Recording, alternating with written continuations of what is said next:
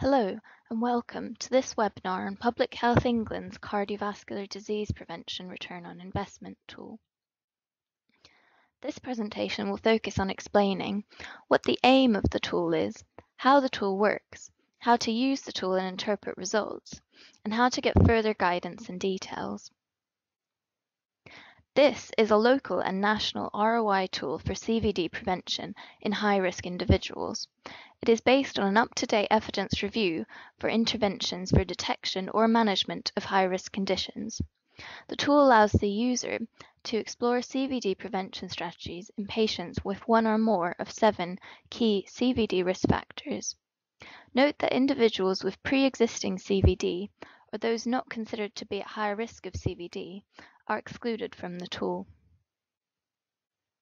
The outputs available on the gov.uk page for this tool are a link to the tool itself, a database of interventions which contains the parameters and sources around risks and cost effectiveness, a user guide which outlines how to use the tool with 2 examples, a final report which includes the results of some exemplar analyses, giving an indication to which strategies are most likely to be effective and cost-effective, and a technical report for audiences interested in the modelling detail. The 7 high-risk conditions included in the tool are a Q risk greater than or equal to 10%, high blood pressure, also known as hypertension, atrial fibrillation, high cholesterol, including familial hypercholesterolemia, diabetes, both types 1 and 2, non-diabetic hyperglycemia, and chronic kidney disease. 6 of the conditions are based on the right care pathway and selected on the basis of being underdiagnosed or insufficiently managed. There are 16 interventions included in the tool. Some of these are aimed at increasing detection of the high-risk conditions shown in the previous slide, and others are aimed at improving management of individuals with these high-risk conditions. These interventions were chosen based on NICE guidelines. The included interventions are, for detection, NHS health checks, annual review in people with a pre-existing condition, cascade testing for FH, opportunistic detection. For management, the selected interventions fall into 3 categories. The first category are pharmacological interventions.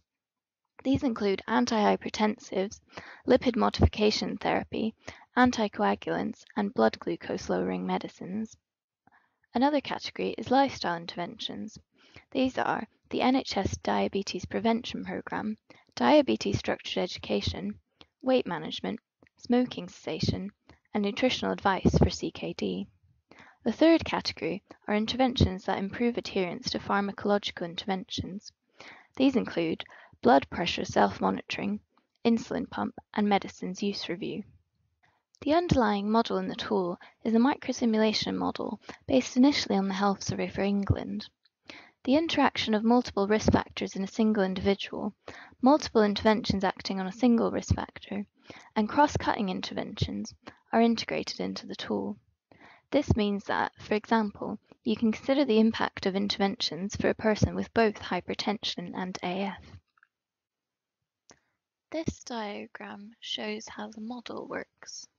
The model runs over 20 years, starts with a population and models risk factor progression using age and metabolic risk status of each individual. The detection and diagnosis of high-risk individual is then modeled. This is followed by modeling of management of the high-risk conditions. This results in different disease outcomes. This process is then repeated for 20 years. The next section will outline how to use the tool and interpret its results. The tool is a web-based tool hosted on the University of Sheffield's server. It is available at the link shown on the screen. When you click on the link, you are given the option to read more about the project using the Project Overview button, or to start a new model run. When you are ready to input a scenario, click Start New Model Run. This will take you to the following page. The first input is something that you want to call your model. Call this something that makes sense to you. You must then input your email address, which the tool will send results to, so make sure to do this correctly. You can also choose the locality of interest. The options are England, a CCG, an STP, or a local authority. There are two types of questions that the tool can answer. The first is, what happens when I improve detection or management of key CVD risk factors? This is the risk condition focus question. You would choose this if you were interested only in interventions that apply to individuals with a particular risk condition, such as hypertension. You would choose this option to simulate improving detection and/or management of hypertension. The second type of question in the drop-down box is what happens when I improve usage of key interventions for people at risk of CVD. This is the intervention-focused question.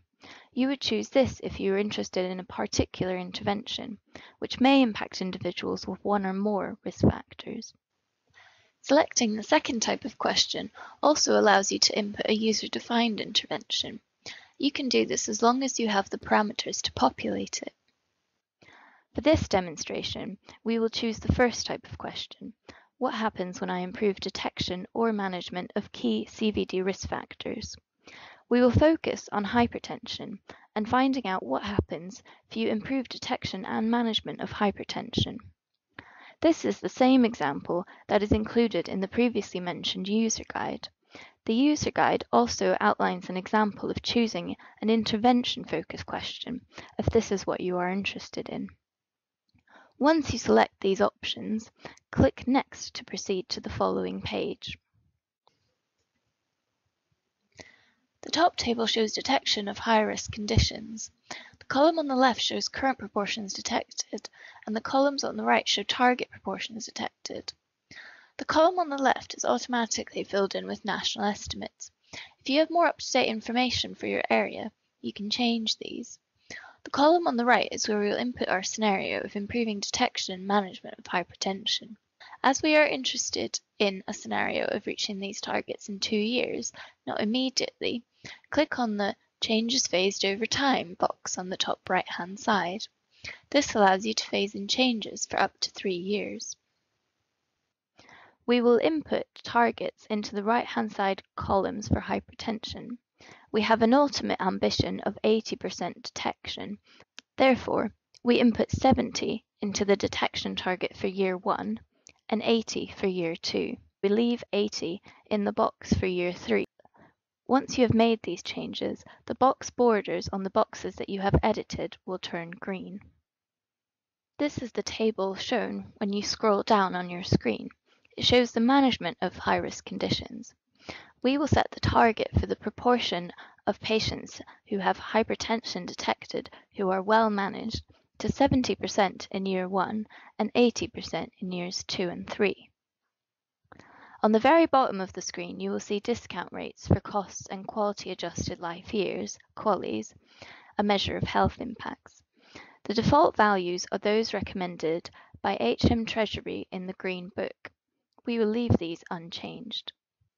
We are now happy with our scenario inputs, so we press Run Model. The model takes about 1 hour to run the results, but it may take longer if many people are using the model around the same time. Once the results are ready, they will be emailed to you at the email address provided at the start. They will look like this. There are 2 default outputs, the estimated prevalence of high-risk conditions and a table with some key model results. Outputs are presented as the incremental impacts of the chosen scenarios, the additional costs and benefits of the scenarios inputted compared to current care. For additional outputs, click on the types of outputs you are interested in under Types of Output on the left-hand side. You can tick and untick different options. You can also look at subgroup analyses by high-risk condition, IMD quintiles, ethnicity, and age. You are also able to drag to select your preferred time horizon. Once you have chosen your outcomes of interest and your preferred time horizon, you can scroll down to look at the relevant tables that appear, or you can click on the buttons above to download the data as an Excel file or a PDF report. For the scenario we have just run, you can see Table 2 shows key model results. Red figures signify costs, while black figures signify benefits. The results show CVD events prevented, premature mortality cases prevented, total intervention costs, total cost savings, and the overall cost or saving. Note that this tool does not explicitly output return on investment. To calculate financial return on investment in the scenario outlined in this video, you can divide the total cost savings by total intervention costs in Table 2. For year 10, you would get a ratio of 0.5.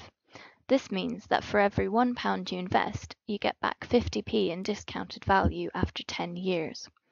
Note that ROI tends to increase when you consider longer time periods. This calculation also doesn't consider the benefit of reduced CVD events.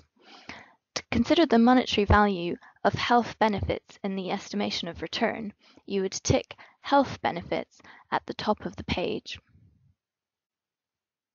You would then see Table 7, Health Benefits. This displays the total quality adjusted life years, or QALYs, generated. QALYs are a standardized measure used to trade off improvements in quality and quantity of life, with one QALY equivalent to 1 year of life in perfect health. You will also see the net monetary benefit of this scenario. This calculation places a value of £60,000 per QALY and adds this to the total financial savings. The £60,000 per QALY figure is the societal value of a QALY and is recommended by the Department of Health and Social Care. Recommendations for which interventions should be implemented are outside the scope of this project. You can find exemplar analyses results in the final report. These show the effects of scaling up interventions to 100% of eligible populations. Therefore, they give an indication of where the greatest returns can be realized. Probabilistic sensitivity analysis was outside the scope of this tool, and therefore the tool cannot comment on the probability of returns being realized. If you scroll down past Table 7, you will see Figure 5. This is a chart showing the net monetary benefit over time. It is a cumulative chart. As you can see, the net monetary benefit increases over time. A 10-year period is shown here, as we have selected a 10-year time period at the top of the page. Now say you are interested in learning more about how this policy affects particular subgroups. Say you are interested in those people with particular high-risk CVD conditions, you would tick the first option on the subgroup analyses.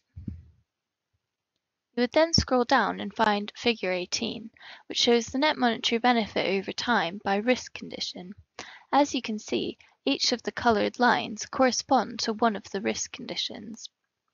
The lines represent the net monetary benefit gained over time from improving health for people with these risk conditions. You can find the gov.uk page by typing in cardiovascular disease prevention, cost-effective commissioning. This will provide you with all the documents that accompany the tool. One of the documents is the database of interventions. As previously mentioned, this is a spreadsheet that outlines the evidence used in the tool. You can open it using Microsoft Excel. It looks like this. Each intervention included in the tool is its own line. There are many parameters related to each intervention, for example the details, the eligibility for that intervention, and outcomes related to effectiveness, cost-effectiveness, costs, current usage, as well as some additional parameters.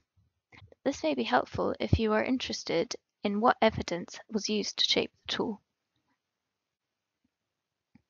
Further guidance is available in the accompanying reports that we have previously mentioned.